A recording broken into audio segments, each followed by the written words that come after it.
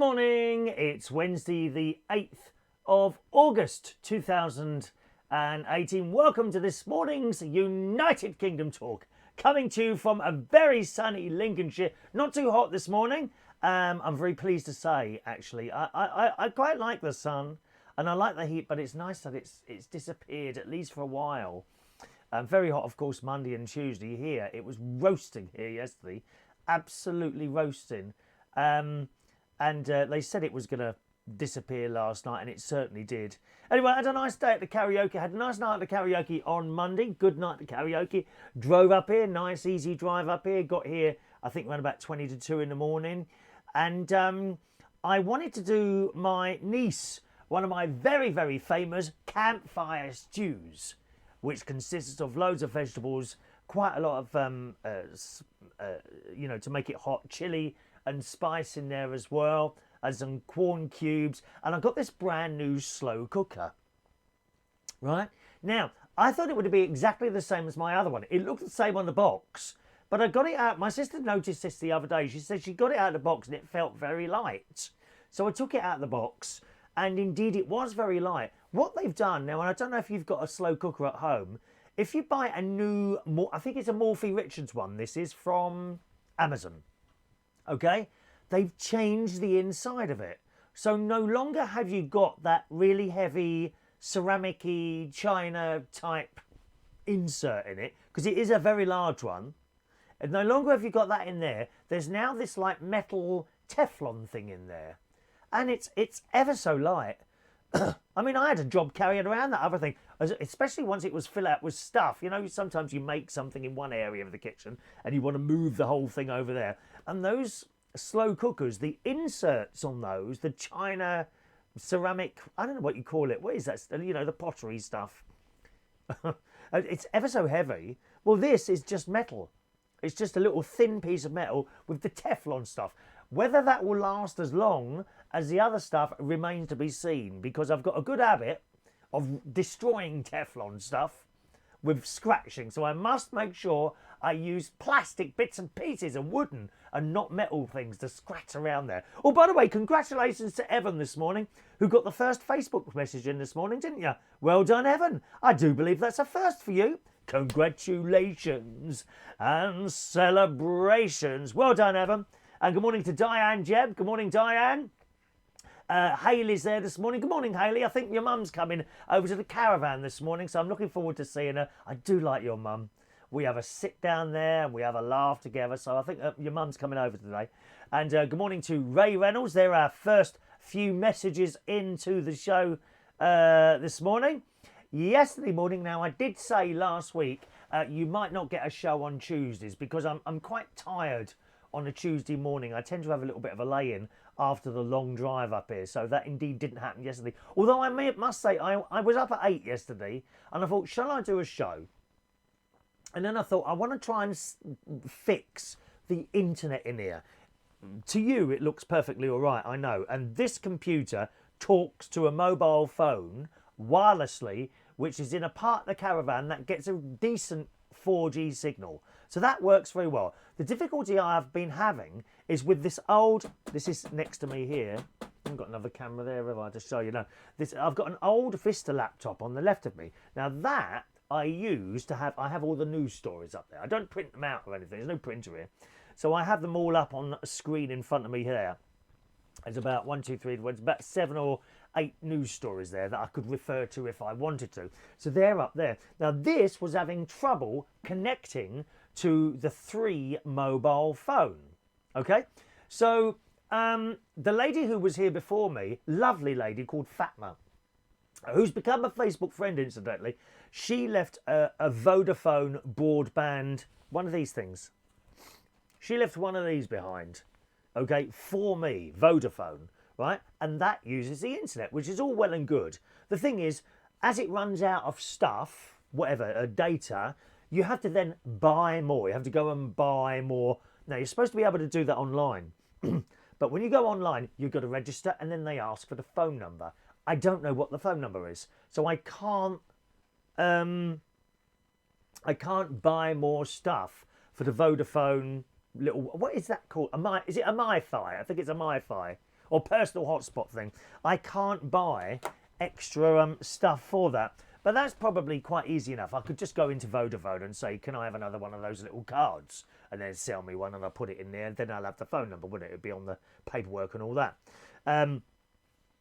So I don't really want to use that. What I like to use is my phone because I've got 30 gig of tethering free of charge on the phone. So that's what we want to use, okay? Each show is about 1.5 to 2 gigs worth of data.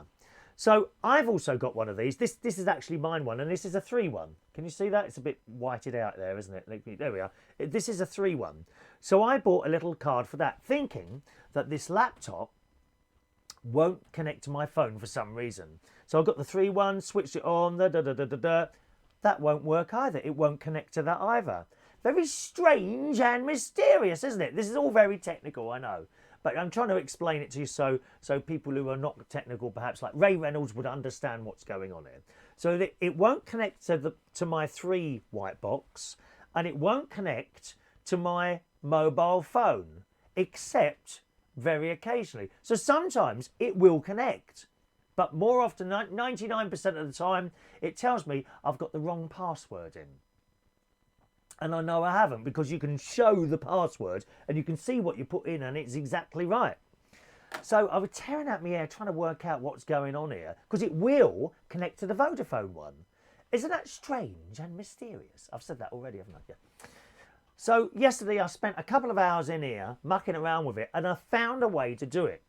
So what I do, this computer here, which is like the broadcast computer, that connects to the phone, no problem at all. First time, every time. You just click connect and it connects. Everything works. So what I've done is set up so that this computer now talks to that computer wirelessly and uses its connection. Isn't that clever? So that one talks to that one, which then sends the thing out there. How clever is that? You see? Any technical... Hello, Chris Reardon, technical assistance. Can I help you with your inquiry? This call will be charged at £1.75 a minute, plus your normal carrier's rates. Yes. So if you need any technical questions sorted whatsoever on any subject, technical, DIY, you know, sexual problems, relationships problems, you just send them through to me, possibly as a private message, so as not to identify yourself to your friends and family on this program. Thank you very much. So it's all working now. So I'm quite pleased. I'm really pleased with myself with that. I had no help from anyone. I am Mummy's brave little soldier. I was able to do it myself. Thank you very much. Let's have a look here. Who else is with us this morning? Let's see. Good morning, Evan. He was sitting like a coiled spring at the keyboard. Were you coiled? Were you a coiled spring? Annoying. Do you remember Zebedee from the Magic Roundabout? Oh, I used to love that. Dun, dun, dun, dun, dun, dun, dun. I would go round and round, but I'm attached with a wire and I'll tangle myself up here. Dun, dun, dun. I've got a couple of good films to show you today, so don't go away. A couple of very short videos that I did with some of the children yesterday. You will scream your heads off when you laugh at those, and you will also laugh at a little video that I did with my niece. That's coming up in the show a little bit later on. All right. Da da da da da da da da da da da da da. Good morning to Gary Butler International. Morning, nephew. Good morning. Hello, Claire. All right, you lovely Claire. Claire, I redid When I Kissed the Teacher. You know that one, that song I murdered on Friday? I tried it again on Monday and it was a little bit better. I think it just needs to be sung a few times. You know? I've never a problem with people who sing songs who have never sung that song before and it fails miserably. I think top marks to them for trying. I always say that. Try and do new songs. I don't know what happened to DJ Chris on Monday. He was back to the dreary songs, wasn't he? I'll have to have another word with him. DJ Chris, who comes to the karaoke on Monday night and Friday, he's a lovely chap, he is. But he does choose depressing songs, dear. Now, what did he do this week? I could look at... I don't know. Let me think now. When You Say Nothing at All. Ronan Keating. When You Say Nothing at All. There's another one. Oh, and someone insisted on doing I Will Always Love You. And it just so happens it was the last song. And I will... She sung it very well, I have to say, but the song is so depressing. You know, I just wanted to chuck myself in a river afterwards. There's one just up there, actually. I might go and do it later. Who would miss me? No one missed me. No one missed me. No one would miss me, I'm telling you that now. Good morning to Carl Rex Monsoon in, Mawson. Well, I always call you Monsoon. Mawson, who is in London. Morning. Morning. Maybe, what's that mean, Evan? Maybe a 3BQ up QSO. I don't know what that means. That is a strange thing to do. Good morning to Noah. Lovely to see you, Noah. Thank you for your little heart and your happy smile you're sending through there. Claire, moustache, quite obvious now. We love it. Well, it's not really a moustache, but I took action yesterday. I'll tell you about that later, Claire, because you're not on the Facebook, you see. Good morning to Paul Mosley in Birmingham, and he's saying hello to Claire and everyone else. So hello to you.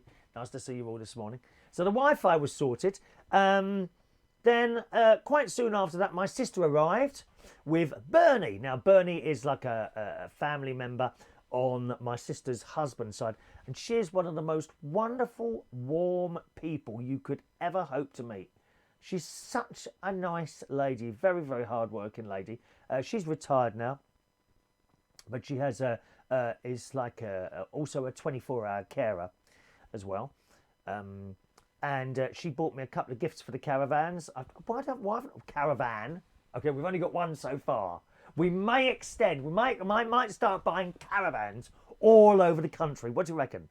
Where would I like one? Oh, now this to me is country. It's very picturesque. Oh, by the way, they've cut down the field in front of me. That's all gone now. All the barley has been cut down. I forgot to upload the video into the system, but there was a machine going forwards and back yesterday, doing the zzz, like a great big machine. What's it called? Is it a combine harvester? I don't know, but it's cut all the wheat or the barley or whatever it is. I don't know what it is in front of me. It's all been cut down. It was like literally feet from me. I'm watching it going up and down. I'll wave to the driver. Hello, driver. So that's all been cut down.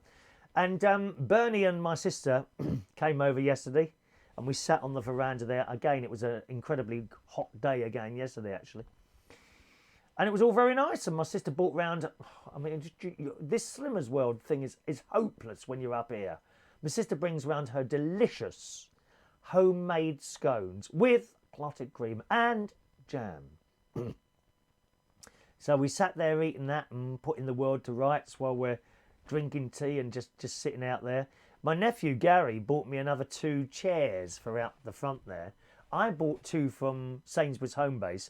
I think they were £25 each. So I paid £50 for 2 chairs. Okay, they're like those director chairs. You know the sorts I mean, with the material underneath, under your bum, and around your back. So I bought 2 of those. And then my nephew rang me up last week. He said, "Oh, I got you another 2 chairs for outside of the veranda." I said, "Where'd you get them from?" He said, "The car boot." I said, "What'd you pay for them?" He said, "Well, the bloke wanted £15. I gave him a tenner for 2 chairs. And they're exactly the same as the one I got. I paid 50 quid for 2. He pays a tenner. See, I told you this on a previous show. They live completely differently. No one pays full price for anything, let alone half price. He knows